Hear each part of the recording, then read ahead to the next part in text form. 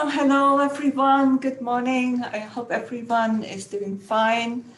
And it's great to see faculty and students and PT students, researchers, postdoc, and maybe even some people. Yeah, I see some people from external. So thank you very much for joining this third presentation in the IDC seminar series on design ethics.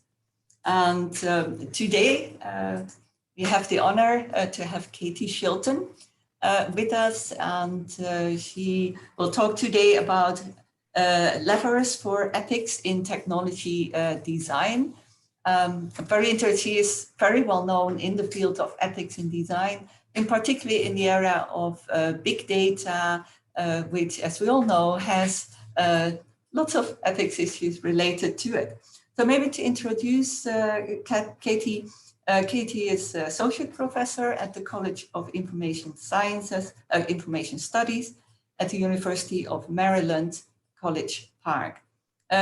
Katie has worked her whole life and studies in information sciences and has a PhD in this area from UCLA.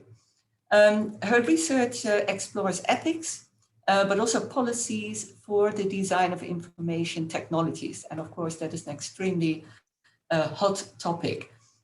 She leads a lab which is called Ethics and Values in Design. And I'd say it's very worth looking into the work that they are doing. She's also the PI of a project, Pervade, and that is a multi-campus collaboration where they really focus specifically on big data research ethics.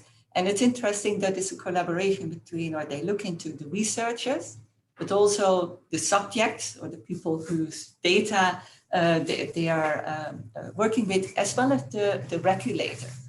And I think it's probably indeed something that you need to bring the three together. Her projects are really fascinating when you read that. I can just summarize it slightly, but other projects is looking into search engines, whether they can maybe be developed such that they look into privacy, that they're privacy sensitive, so that they realize, this is private or not private for email or big data collections. But also looking at the ethical cultures in computer security research. Yeah? And I was just talking to her before, because it's important that, everything is very secure, that people can't just get your data, but that also means that, like the dark web, that people can use this very secure environment for purposes other than intended. And the other thing is, of course, the whole discussion around ethics in design or in technology design. How much of that do we actually teach? How much is that really a discussion? And I agree with Kathy, there is still too little on that. So she also has an interesting project on how to build tools to facilitate such ethics discussions when you talk about mobile applications, wearables, and so on. What are factors that encourage such discussions? And I think this is also something for us at SUTD with our big push also into AI, big data analytics. And her work, it shows that she's very good. She has been supported by a Google Faculty Award and various awards from the US National Science Foundation. So without further text from me, I would like to open the floor to Katie. And just in general, if you have questions, if you can please use the chat, so that allows me to moderate and to ask the questions to Katie so that she can focus on presenting and answering and not having to look in the chat. So I appreciate if you have questions, please use the chat. I will keep a close eye on that. Okay, so welcome again, everyone. And Katie, the floor is yours. Thank you so much. That was a wonderful introduction, and I'm really pleased to be joining you remotely today. I wish I was there in person. Maybe one day again we'll be able to do that, but for the moment, really pleased to get to do this. So today I'm going to focus. Oh, first I want to say I have two very small children who are, not in this room, and usually the mic doesn't pick them up. But if you hear yelling, that's what's happening. Everything's fine. But I just a heads up about that. So today I'm going to focus on the ways that we can incorporate ethical reflection directly into the work of technology design, particularly digital technology, which is where I have spent most of my focus in my research. So as my title suggests, I'm going to be focusing a bit on the how-to, the practice of ethical concerns like privacy and fairness within tech design, particularly digital tech design. And I'm going to start by talking about digital design in the moment that we find ourselves in now, which is defined at least partially by what's being termed the techlash. And I'll talk about what that means. I'll tell you a little bit about how I got interested in tech ethics at all, and I'll spend some time talking about particular ethical concerns that are at the center of this techlash. First up will be privacy. I'll talk a bit about why privacy is a problem in digital tech design and what we might do about it. And I'll talk a bit about fairness as well, again, why it's a problem and what we might do about it. And then finally, I'm going to suggest ways of finding what I call values levers, ways of bringing up and talking about ethics in your own design practice. So I may not need to introduce you to the techlash, but just in case, there are now regular headlines in major newspapers, podcast episodes, even a major motion picture. It's actually really just a Netflix documentary, but about what are increasingly viewed as the ethical failings of big tech. I'm somebody who's studied the tech industry for years, and I think some of this criticism lacks nuance. Tech is a gigantic and super complex industry, but there's no doubt that the industry broadly has struggled with whether and how to talk about its politics, its values, and its social obligations. For example, I'm going to play a clip and I want to make sure that I can share sound. Okay, I should be sharing sound from a 2017 Radiolab episode called Breaking News about the invention of audio and video tools that recreate nearly perfect fake audio and increasingly nearly perfect fake video. And in this clip, you're going to hear a reporter interviewing a researcher in computer vision at the University of Washington who has created a fake video tool. I'm going to play this for you. And if you can't hear this, Lucian, will you let me know?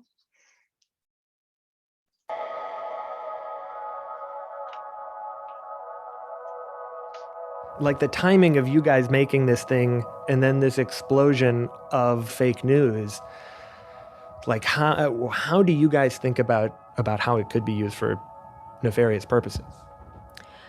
Yeah, it's a good question. Again, Ira Kemmelmacher-Schlizerman.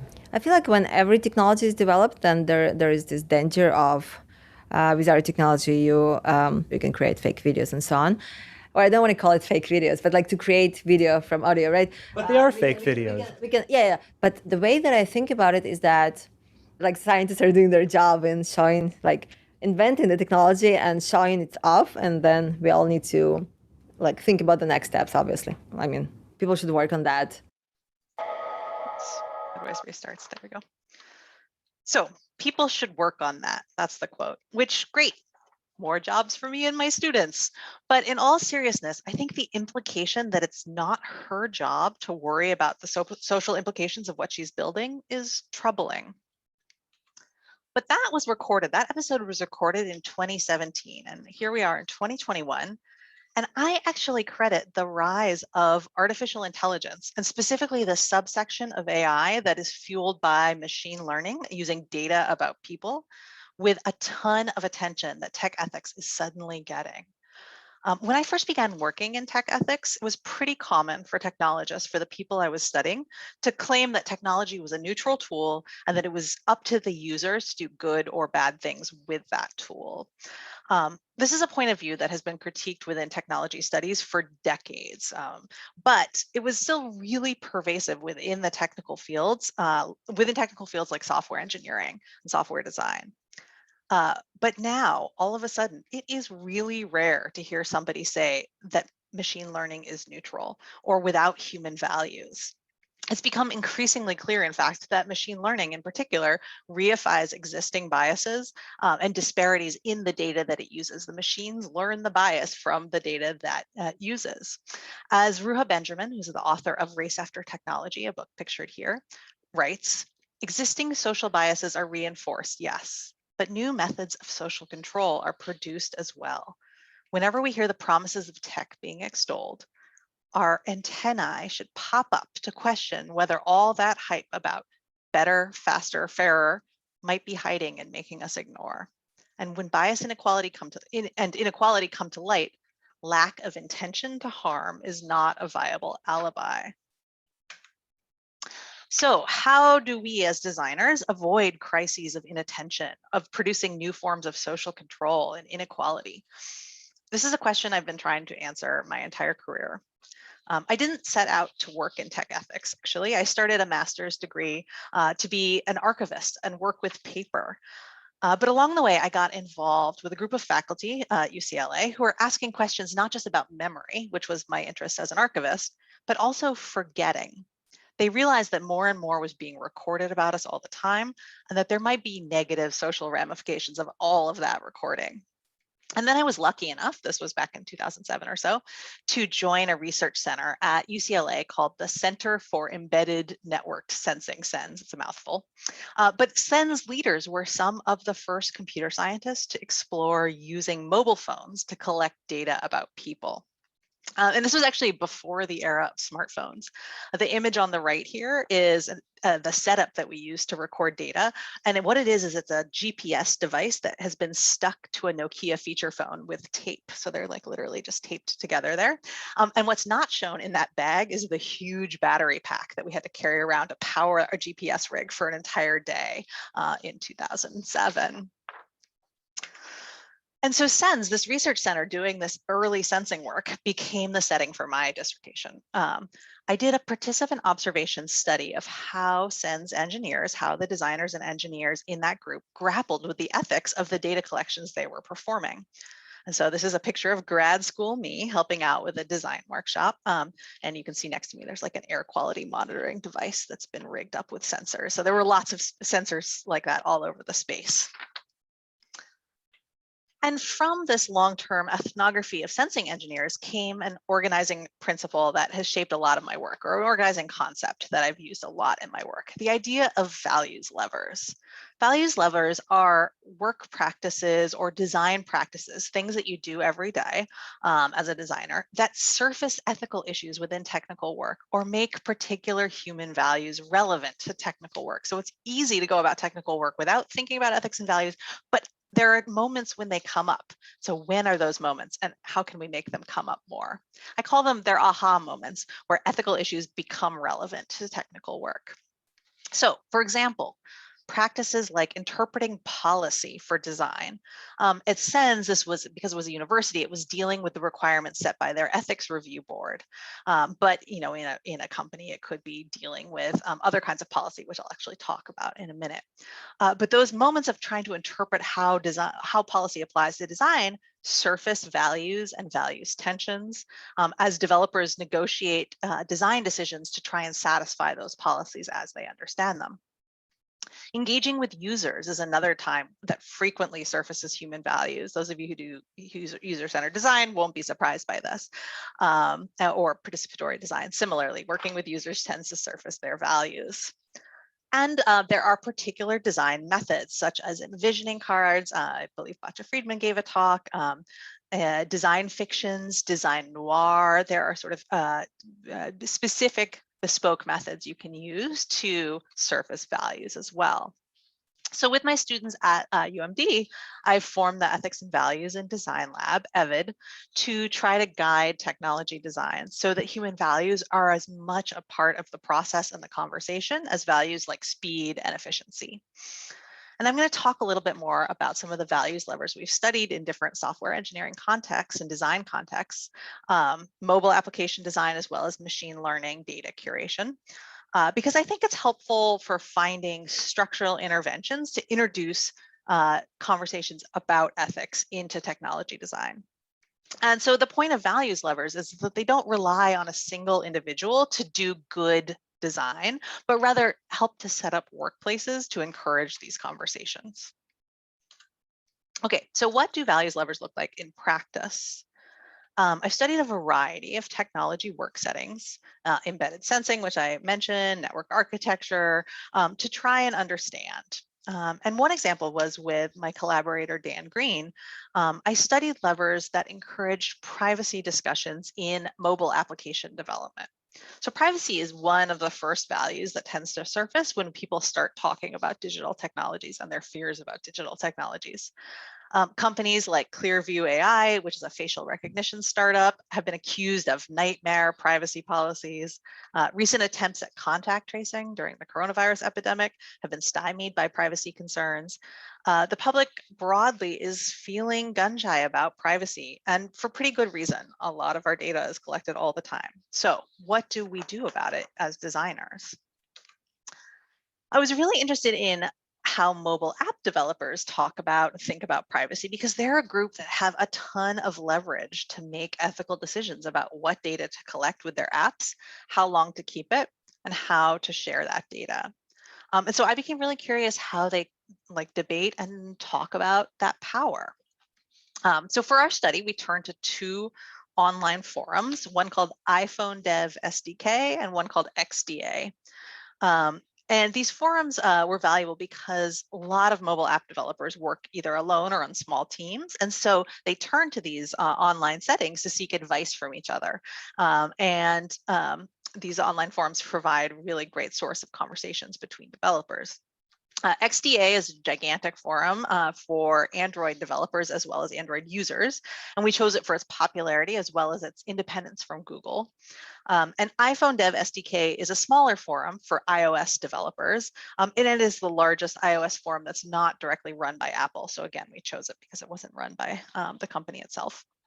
And the method we used to analyze the threads in these forums was called critical discourse analysis.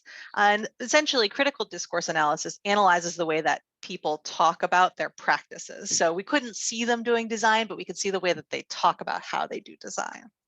And in particular, it puts an emphasis on analyzing power and agency and asking questions about how people justify and legitimize their practices. So this was a pretty good choice for studying how people talk about privacy and how they justify their decisions about what data to collect.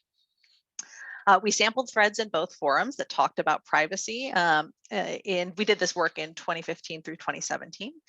And we looked for patterns and themes in those discussions, including how developers were talking about users, the data types under discussion, images, location, things like that, and discussions about decisions to collect, retain, and share data.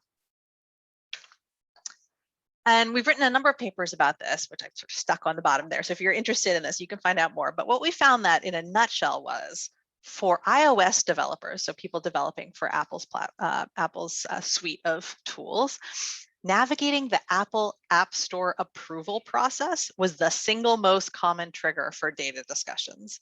Developers wrote in all the time to get advice when their app was rejected from the Apple App Store, or when they were frustrated or having trouble interpreting Apple's policies. The power of Apple's regulations was manifested in it was also manifested in technical constraints. iOS developers would run into things like not being able to access the kind of data they wanted. For instance, turning on the camera without alerting the user. They would write in to ask why they couldn't do that. And somebody else would say, yeah, Apple doesn't allow that for privacy reasons. Interestingly, Android developers, and if you know about these ecosystems, this may not be a surprise either, Android developers did not face the same set of policy constraints, especially in that 2015 to 2017 period where we were looking. This has changed a little, but there were almost no policy constraints at the time on Android developers. And so there was far less discussion of privacy overall on XDA. When those data ethics discussions did occur, and they did, they were frequently triggered by user concerns. Users were much more of a presence on XDA because users tend to be developers and vice versa in open source communities. So there were many more users in the forums, and those users would request new data protection features of various application developers. They would also critique the permissions that various apps had. And in response, developers would implement more restrictive data practices. So shifting away from privacy for a moment to a second human values issue, very salient to AI, fairness. So there have been a range of public examples in the last 5 years, plus some really important academic work that has highlighted the ways in which AI learns bias and discrimination from the data that fuels it. Parole algorithms, automatic image cropping, learning chatbots, HR tools, ad delivery, image search have all been impacted by use of historical data, which had historical social biases built into it. For example, Amazon built a recruiting tool that learned to discriminate against people who had women's colleges and women's social organizations on their resumes because it had trained on the resumes the company had already received for software engineering positions, resumes that historically had come mostly from men. So how do we encourage the kind of reflection on data that spotting and mitigating this kind of bias requires? My doctoral student, Karen Boyd, and I've cited her down here if you want to read the full paper, worked on this very question for her dissertation. In particular, she was interested in how machine learning engineers grapple with bias in training data sets that they didn't create themselves. So frequently when you're training a machine learning algorithm, you may use a data set from another source. And so she was really interested in how machine learning engineers come to spot bias in that data that they weren't responsible for creating. This kind of data sharing is really common in ML. And there's a group of prominent ML researchers have proposed that training data sets should all come with what are called data sheets, which are basically a document which specifies its motivation, its composition, the collection process, as well as its recommended uses. The authors make the analogy to spec sheets that accompany electronic device components. You know, if you're going to use this data, here are all the things you need to know about it. So what Karen did was conduct a think aloud comparison study. She gave machine learning engineers, volunteers that she recruited on Reddit, a problematic data set. She gave them faces, a set of faces, photos of human faces that appeared to be overwhelmingly white and male. In addition, she noted that the images had been taken without explicit consent of the people they represented. So, you know, harvested from a website someplace. She then gave all of her participants a machine learning problem to solve with that data. She told them that they needed to build a facial recognition system for a national chain of jewelry stores as part of loss prevention efforts. Half of her participants were also given a data sheet to go along with the data that described the motivation, the composition, the collection process, and the recommended uses of that data set she gave them. What she found was that data sheets helped trigger recognition of ethical issues and signaled to the machine learning engineers that ethics was relevant to the task at hand. Of the participants that had data sheets, the vast majority mentioned ethical issues in the data set unprompted by Karen. So the way she set up the experiment, she had them think aloud while they were thinking through how they would train their algorithm. And then afterwards, she asked them a series of questions. And so all of the participants who had data sheets came up with ethical issues on their own. She didn't have to prompt them. It's true that and good that the machine learning engineers without data set recognized at least one ethical issue when prompted during a follow-up interview. But most of the engineers with the data sheet identified one or more ethical issues on their own and tied it into their technical work during the talk aloud. I should note that one engineer who got a data sheet didn't read it, and they didn't mention any ethical issues, but everybody who read the sheet mentioned them. And in addition, the data sheets particularly supported engineers in what we call particularization, which is figuring out what to do about an ethical issue once you've spotted it. So for example, this quote comes from a participant as they actively read the context document and recognized that the demographics of the data would likely reflect the demographics of the platform that the data had been harvested from. So they said, where does it come from? Photo bucket. Okay. So whatever the demographics are for PhotoBucket, that's what I can expect here. So that particularization process, they recognize that the data might have biases, saying that could introduce errors in the data, biases. So using context documents, I think, is a concrete values lever for engineers to spot and problem solve around ethical issues that might come up in data and in big data. So what might these patterns mean for design professionals who are interested in increasing the space for ethical discussion in their work?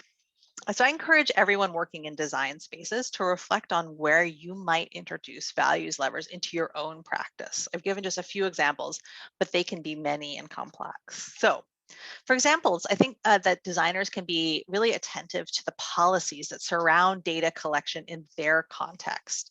They can look for the increasing number of federal and local laws that might apply to data collection in your context. And perhaps even more impactfully, I think you can scaffold design in your setting with organizational policy. So there may or may not be federal policy or local policy that applies, but you can definitely have organizational policy around data collection, around privacy. What I refer to as little p policy, like Apple's policies for mobile developers, which were so powerful in the mobile application space. So requiring things like privacy impact assessments for particular forms of data collection might be an example of such a policy. Second, think a bit about what technical constraints are in the ecosystem or infrastructures that you're working in. Is something your team wants to do surprisingly difficult? And if so, are there social or socio-technical reasons that might be the case? Spotting those those social reasons behind technical constraints is, I think, a really powerful values lever. Lastly, I think you can do something that many designers are increasingly expert in, which is incorporating the voices and concerns of users directly into design. Users are frequently the people who spot values issues, and when you can bring them into design in meaningful ways, you are more likely to be reflective about values in design as well. There are also values levers for design professionals who are interested in increasing the space for fairness discussions in their work. First, take any measures you can to preserve and then understand and perhaps even critique the context in which training data is collected. Make sure you understand what's in the data your systems are using and what that might produce in your algorithms. In particular, look for and understand historical biases around in your context. These are frequently around categories like race and gender, or they might be around language. Things that can be documented and then reified in your training data. So looking for those contexts and those biases and being very sensitive about particular historical biases that might be there. Finally, knowing where to turn for guidance on mitigating biases and working towards justice. Once you've spotted a bias, what do you do about it? This is a very hard question, but there are numerous helpful frameworks for thinking through issues of power that have been specifically adapted for work with data sets, including data feminism, anti-racism, anti-colonialism, and queer theory, all of which have been applied directly to data and AI quite recently. So I provided some references here on the bottom of the screen that can get you started, but there's a lot of excellent work in this space right now, and I encourage those of you who are interested to chase down some of it. Because I think that these frameworks can provide concrete guidance to designers who are considering how data biases and unfairness might impact their technologies on the ground. So my major takeaway, if you're going to take one thing from this talk for you, is what I very cornily call ABC, always be contexting. We know that design is never just a technical problem. It's a socio-technical one. So that can include policy environments, both big P policy and little p policy that your project will launch into. This might mean spotting real world constraints that will make deployment difficult or problematic. This might include increasing user representation in design to ensure that user voices and concerns aren't forgotten. And that might mean being attuned to bias, or at least helping data scientists and designers start conversations about potential biases. Sarita Amrut has a really nice term, attunement, that she uses to talk about how technical workers can be increasingly considerate of the ways that their technologies play out in networks of power and marginality. And I think this focus on context, the context of our technologies, can help us better attune to those kinds of dynamics which may affect our work. So I'm going to end with a link to my project website, the Avid Lab, that I mentioned before, my email address in case you'd like to follow up, and I would love to take questions. I think we have plenty of time for questions.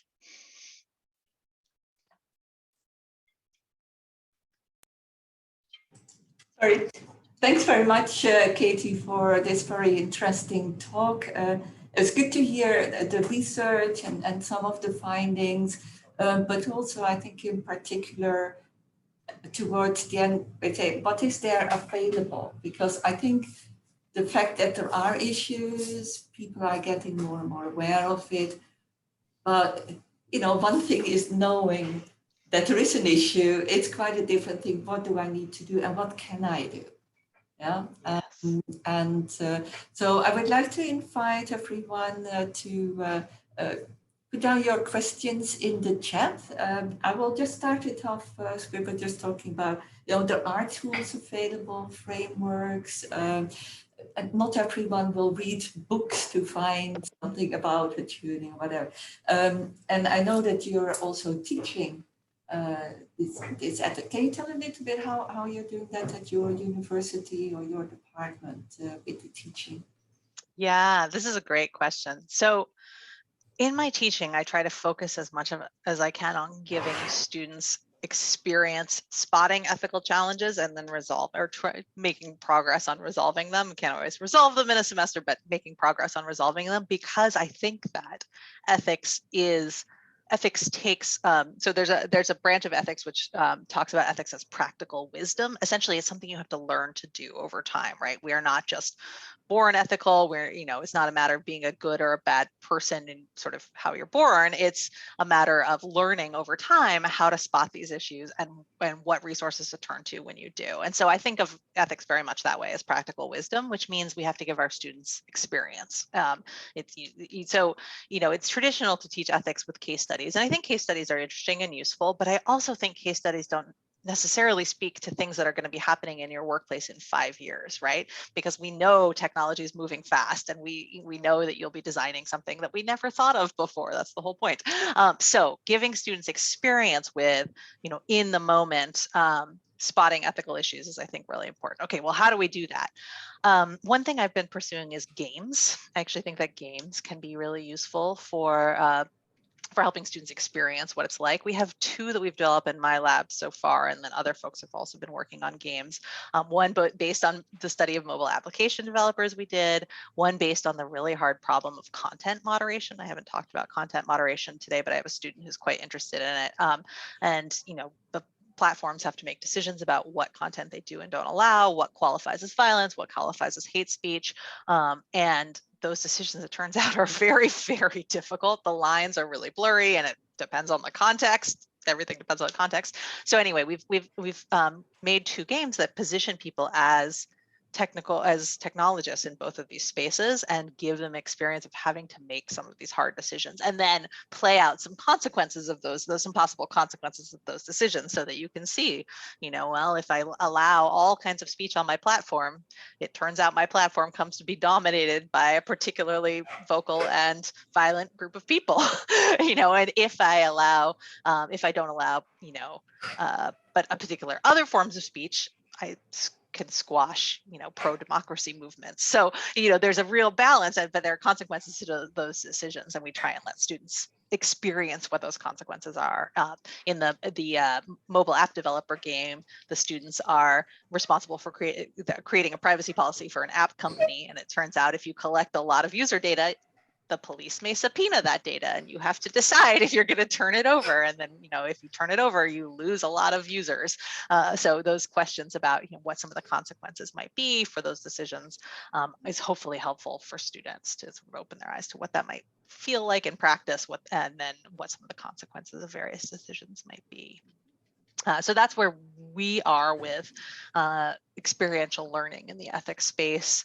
The other piece, go ahead. Yeah. Do you think, if I might, whether there is more awareness now with younger people, or they are so used to, presenting their whole life from minute to minute to the world that they don't care about the issues? Have you seen a change in generations? Yeah, so I teach both undergrads and graduate students, and my graduate students tend to be in their 30s. So our graduate students are a little bit older. They've generally had a career and come back. And our undergrads are not entirely, but generally in their late teens and early 20s. So roughly millennials and Gen Z, right? And I'm a geriatric millennial, as they call it. Right? So I'm right on the edge of the millennials. And the grad students that I teach, this is harder for them. This is harder for the generation of us that have been working in tech in the last 15 years, because when we were in college, tech was the big promise, right? Like the internet was going to save everything, and it was going to be, freedom and democracy and healthcare and books for everyone.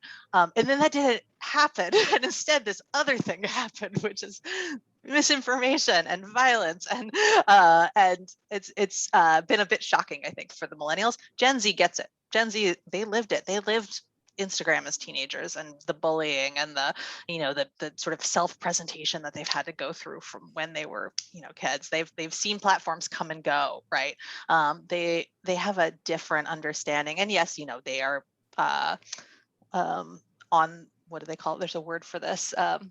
Very online, right? But increasingly not entirely. I mean, they've seen Facebook become their parents' domain, right?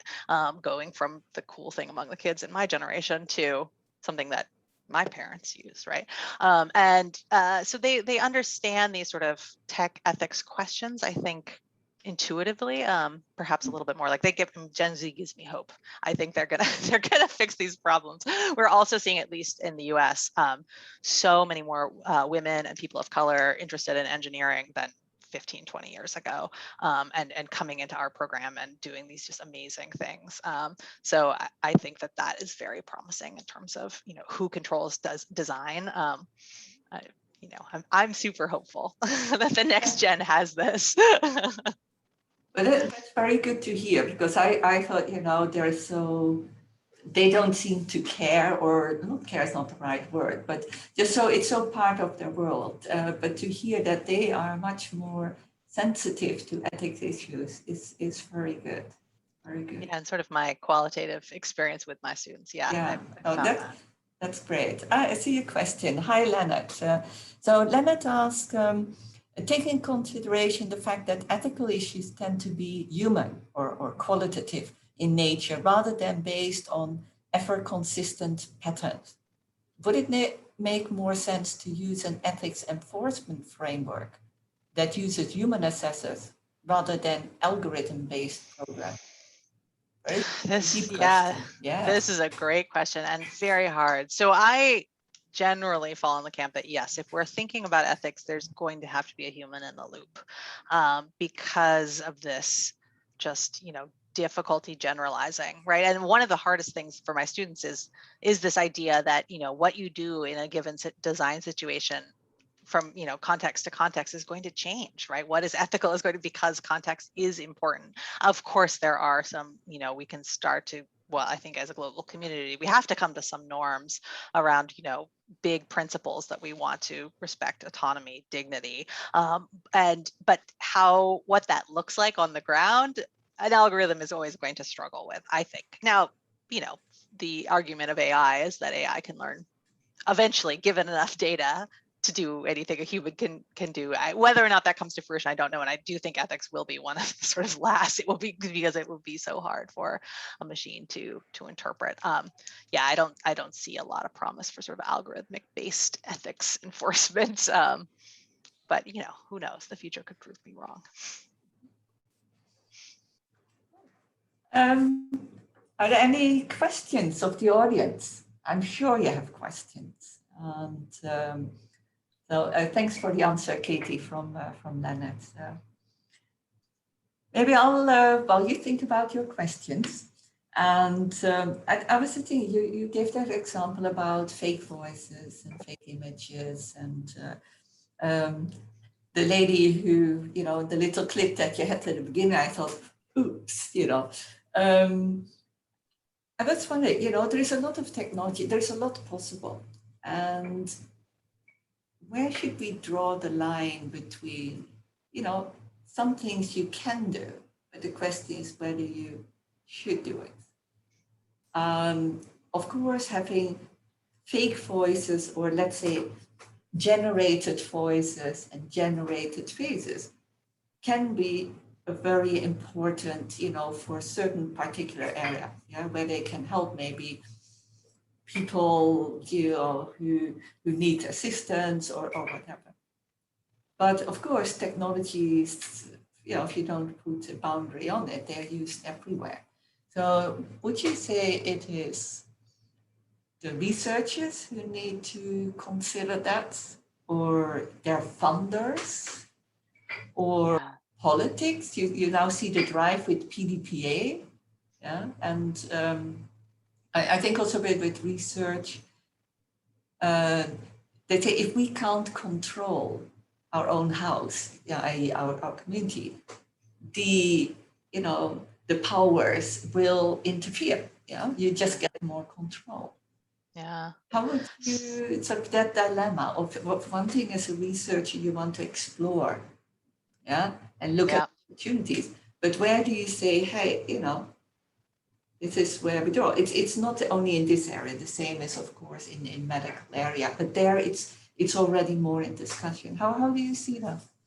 Yeah, so I mean, the short answer is yes, all of those things, right? We need to consider it at every level, but I think this is a really good question, because right now, what we don't have is a really good way of discussing technology policy at a policy level, in a sort of meaningful, participatory ways. So for instance, so I'm in the US context, and so I'm going to speak to the US context because it's the policy context I know the best. But in the US, our technology policy tends to be 15 to 20 years behind the tech, and it's made by people who don't use technologies. The average age of Congress people in the United States is quite old. And it's not a technologically literate group. And we've seen that sort of time and time again. That's changing slightly, and their aides are working very, very hard, right? I will say, like the aides who write policy are working very hard on getting this right, but it's a huge challenge. And what we don't have as a populace is ways of talking about our concerns about tech in ways that make sense to our legislators, right? And so how do we have this conversation about governing technology in a truly democratic fashion? This is actually really difficult. So if we don't have a good federal and state decision-making authority, then it becomes the province of tech companies. And we've seen how that works out, right? They are not going to regulate themselves unless they really, really have to. And because that's how capitalism works. So then what we've seen is that now the ethical onus falls on individual researchers and individual workers. We see movements like tech won't build this, right? Or tech won't build it, which is workers within tech companies rising up and saying, no, I will not work on facial recognition software for ICE, which in the United States is the immigration authority. That so we will not build this, right? Or we will not build this particular contract with military suppliers. And that takes so much bravery, and I'm really impressed by tech workers who have been able to do that. But I also don't think they should have to, right? Like that is asking a lot of individuals and individual tech workers. So when we think about researchers and the researchers who build deep fake technologies, right? Fake video, fake voice algorithms. Right now, the onus is on them, or maybe on their funders, to say, right, I'm not going to work on that. And you do see individual researchers making that kind of decision all the time, saying this creeps me out. Like, I don't think this is, I'm not going to work on this. But there are, of course, career consequences to that, financial consequences if you're a graduate student, right? Your advisor wants to work on something you don't want to. That's a very tough position. So I hope for a world where there is more regulatory support such that, for instance, when we are building these new technologies, it's not a question of should we? Yes, I will work on it. No, I won't. But instead, when should we use voice fake technologies, right? Because there are use cases for which they make a lot of sense, around, for instance, disability and things like that. So, so if we're going to build these technologies for these particular use cases, are there ways we can build the technology so that it is harder to do the things that we don't want it to do, right? Because that's the key piece of technology not being neutral, is that, well, technology makes some things harder and some things easier, right? So can I think about ways to make it harder to fake voices for people who didn't consent to that process, right? So can I put a fingerprint in this voice recognition technology that says this is a technology speaking, right? Or so that somebody could easily identify that this is fake, right? And so yes, it's useful for in particular contexts, but it's also clearly identifiable as not real, right? Are there fingerprints I can build in? Are there markers? Are there ways I can make this harder to use for fake news and easier to use for the cases that I want it to be used for, right? Or that I think are ethical, or that we as a society think are ethical. So that sort of discussion of we as a society, what do we think is ethical? That's what I think we don't know how to have yet, and we need to start having it as soon as we can. And we're going to be figuring out together. In the meantime, as technologists, I do hope that you will have these discussions, in your labs, in your workplaces, about, can we make particular things harder or easier? Because yes, your technology may be used for evil ends in the end, but you can certainly make it easier or harder. I think it's a little in line with my background with mechanical engineering. But there we also look into, can we avoid that people, misuse, maybe not deliberately, not abuse, but misuse the system and something happens. Yeah, so you try to imagine how you could prevent misuse, unintended or intended. And, yes, I love that, because this is another example I always give is civil engineers, mechanical engineers have a long history of doing this. Why not software engineers? What is so hard about software engineers say, well, we can't picture all of the potential uses. Okay, sure, but you can think of some of them, right? And you can try to prevent, and you can think about what happens if somebody misuses. Yes, absolutely. Right, mechanical engineers have been doing it for ages. Well, we see enough systems fail. So, and that's what's changed in software engineering, is that this idea that systems could fail on a societal consequential level is unfortunately we had to see some fail, and that, like, I wish it hadn't had to happen. I wish we could have just been proactive from the outset, but this is why things are changing. You learn as you go with it. Yeah. There are two questions. Dave, he asked, can you comment on aspects of algorithm bias in technology design in relation to ethics considerations? Yes. So I think that this is both a critical question for technology ethics right now, is mitigating bias in learning algorithms, specifically algorithms that are used to make decisions. And I think, as I mentioned in the talk, I think that this realization about the sort of prevalence of algorithmic bias and the consequences of algorithmic bias has been a catalyst for ethics in design and in digital technology design. That it was this realization, this sort of publicity around the fact that algorithms become more and more biased essentially over time as you feed them biased data, that has led to the larger public discussions of things like dark patterns in design, which is patterns that are used to hook users in so that you never stop using your apps, right? Or other sort of like big topics right now, voice fakes, deep fakes, things like that, fake news. All of those technologies have algorithmic components, and bias is built into those algorithmic components, so those discussions, I think, are really being fueled by the fact that we're seeing so many biases. So yeah, I think that this is just a critical consideration. I'm not sure if you want me to go into more detail about sort of what or how or why. Yeah, there is another question. Let's take the first. Yeah, and then feel free to write back, Dave. Yeah, so thanks, Dave. If you want more detail, just give a chat. Siwi, are there ethical considerations based on cultural and societal norms? There are considerable differences between Western and Asian societies. I think that's a very good question. I think this is a great question. Of even individuals within a society can differ. And I think also, if I may add, organizations, you mentioned the difference between Apple and Android. You know, their stores, where one was very, very precise in, no, we don't do this, we don't allow that. So, and I think that it's a super question, you know, based on culture and society.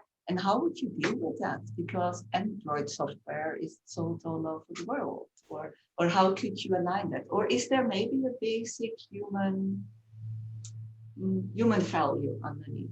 Yeah. Did you see that? So this is such an important question. This is a fundamental debate within philosophy, right? That I'm going to kind of bracket because I am actually not a philosopher by training. I'm a social scientist.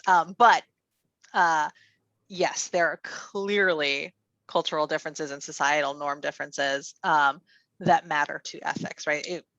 Trying to come up with universal ethics for technology design would be A, difficult, and B, I think dangerous, right? I think that we need culturally sensitive technologies.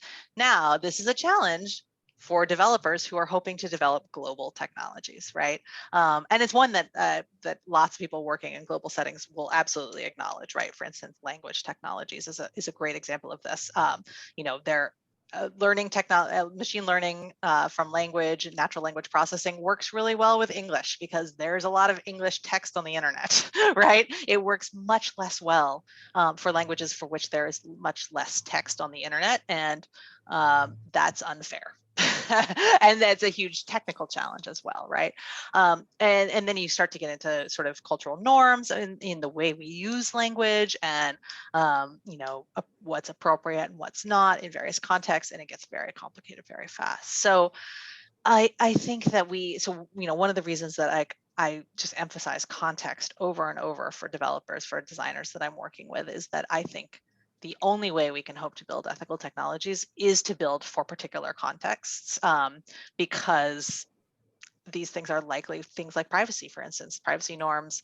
There's some evidence that they are becoming more global, partially because we've been pushed by our digital technologies to think of privacy as a sort of more global phenomenon, but there are real cultural differences around privacy internationally, and like we have to build texts that respect that, right? We have to build texts that work for different privacy norms in different contexts.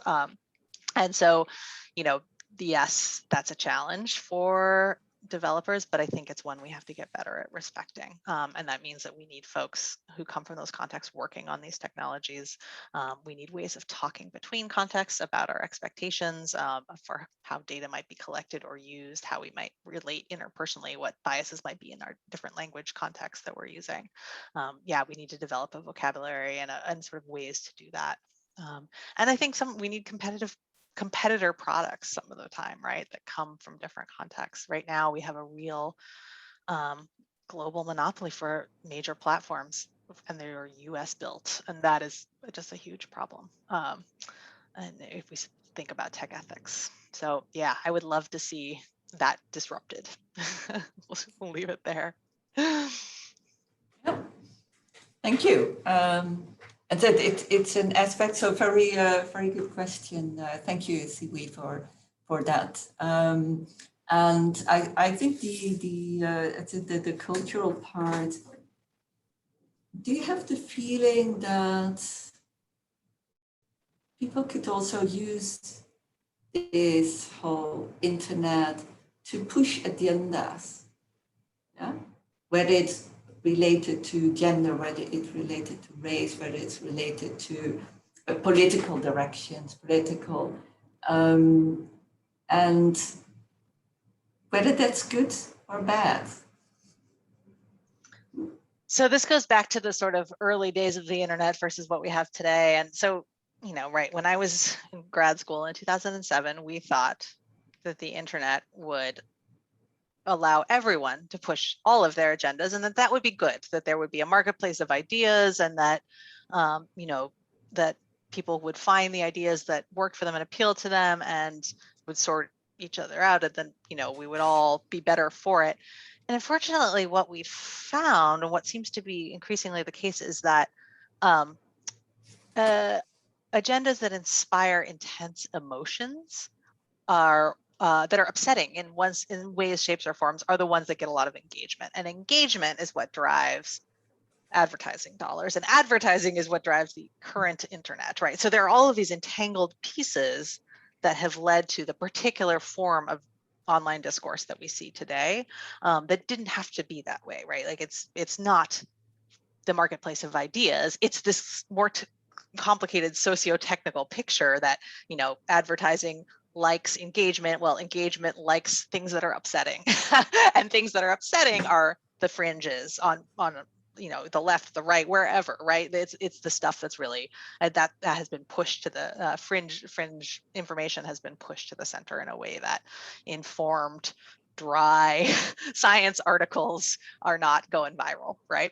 And so that sort of so yes, so I do think that, like, sort of today's socio-technical structures have supported particular forms of agendas. And I don't think that those forms of agendas are particularly, you know, left, right, or center. I think that they are upsetting, and that upsetting drives clicks, right, and drives people to pass them around. And so that's sort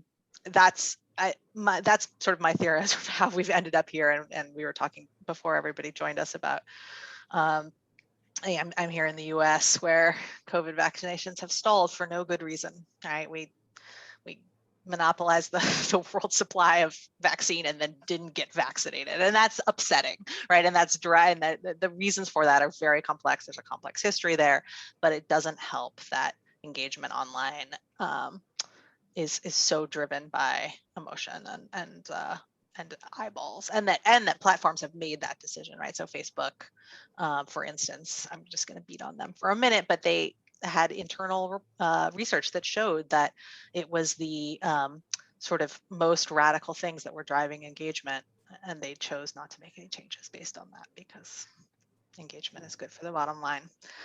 So that sort of difficult, that mix of capitalism and lack of regulation has, I think, led to, yes, particular agendas. And a lot of people may not realize that. Yes, right. By the money rather than the opinion itself. Yeah. And I think one of the things that we've found in our study, so I haven't talked a lot about our studies of big data and people's expectations about big data, but we've done some empirical work on what people think is done with their data online. And yeah, I think that sort of like the broad understandings of like how available the stuff you put online is, and then also what controls what you see online is not, and we're getting better. We're getting as you know, global society more literate about how those things are controlled. But yes, the it's very opaque how those you know, how news is driven to your news feed, which friends you see and which friends you don't, and then, you know, the data you've put out there, who can see it and who can't. All of that is quite opaque, and that also contributes to this, I think, this phenomenon where we think we're getting all the news there is, but that's definitely not the case.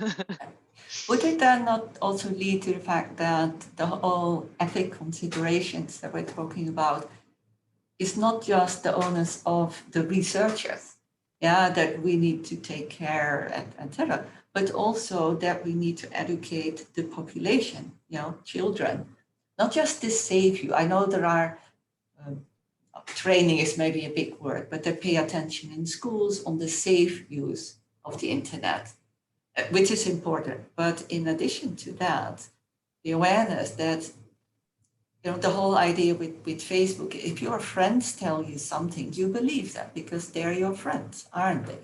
Yeah. You don't question where they necessarily get it from.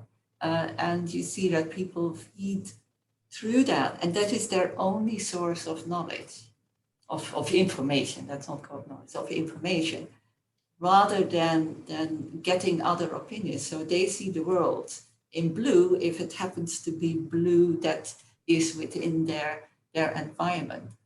So should we maybe even start, if you're very young, at schools and Yeah. your information science is your background. Yes, so I was How going to difficult make a it is. plug for librarians, because this is so Yeah. information literacy is something librarians have been teaching again for 50 years, and it's something that has evolved as technology has evolved. And so I think, yes, so working with kids on information literacy, what's a good source and how do you know, and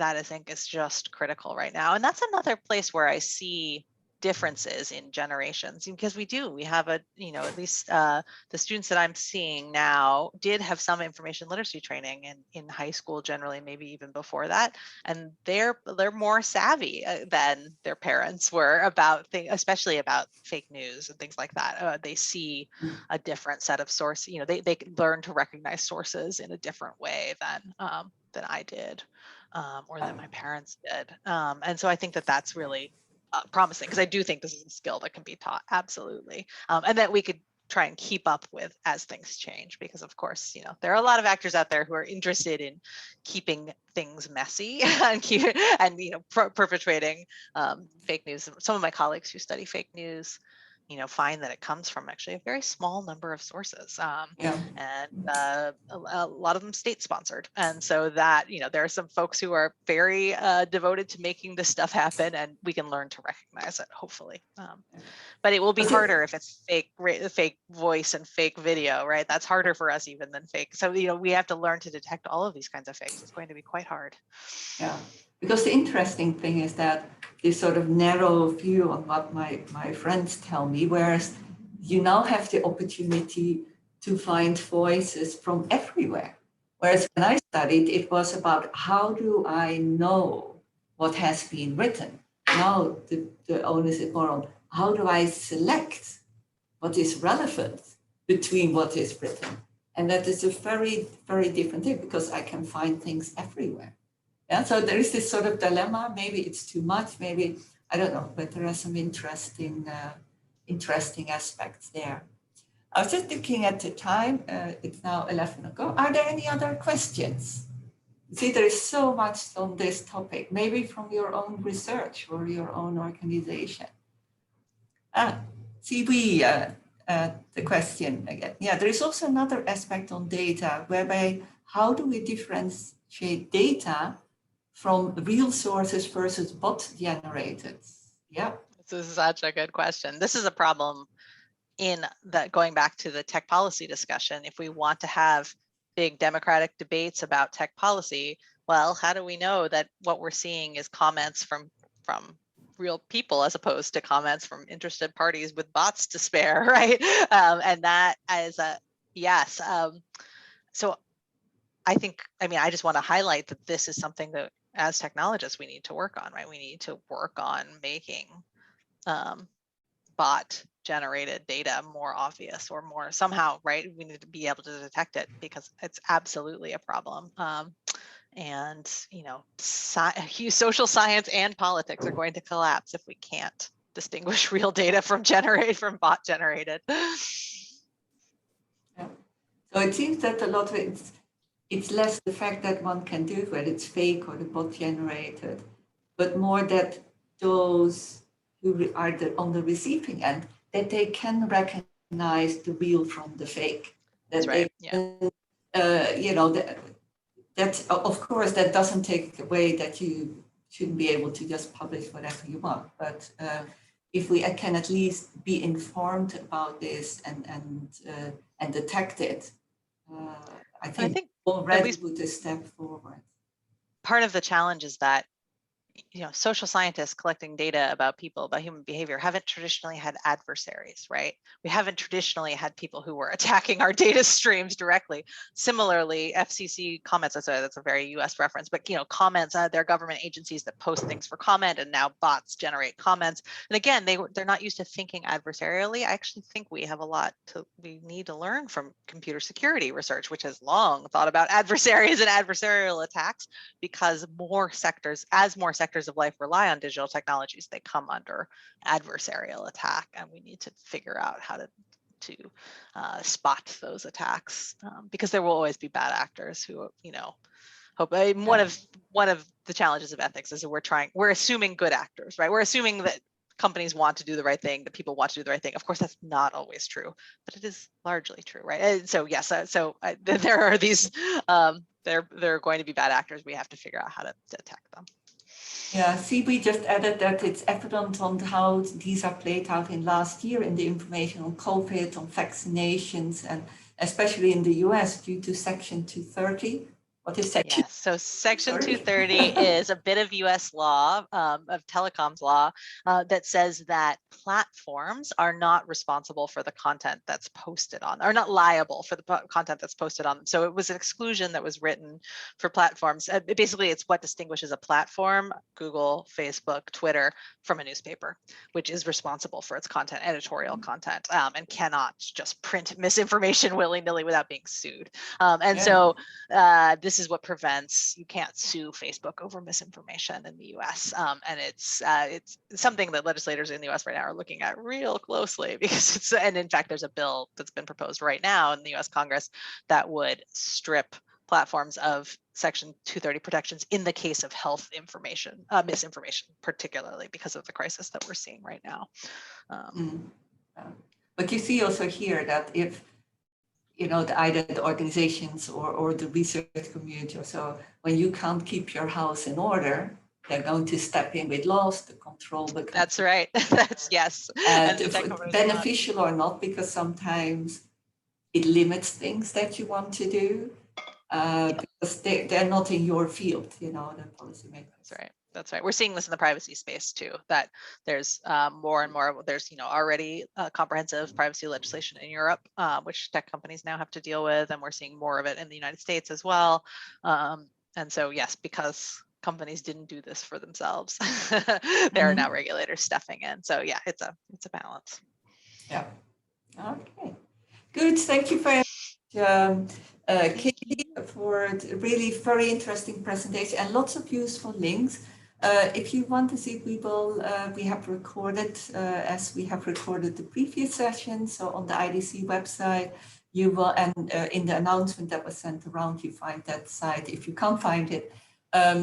So Katie's presentation will be on there, and then you have the time to also have a look at the links. But as you said, she's very happy to take any questions. And I really hope for us at SUTD, that the work that Katie is doing and also some other colleagues, that we start thinking about ethics in design in a more deeper way. And I think the motto of our university is design for a better world. And I think we need to take that very, very seriously, and to that belongs this thinking about ethics. So thank you very, very much, Katie, for a very inspiring presentation and discussion. And thanks everyone for attending. I know many of you have also other obligations, and some apologize that they had to leave earlier. But I see everyone very happy with this presentation. So thank you very much, everyone. Please stay safe, stay healthy, and have a wonderful weekend. And thanks very, very much, Katie, for your presentation. Thank you for having me. It was my pleasure. Stay well, everyone.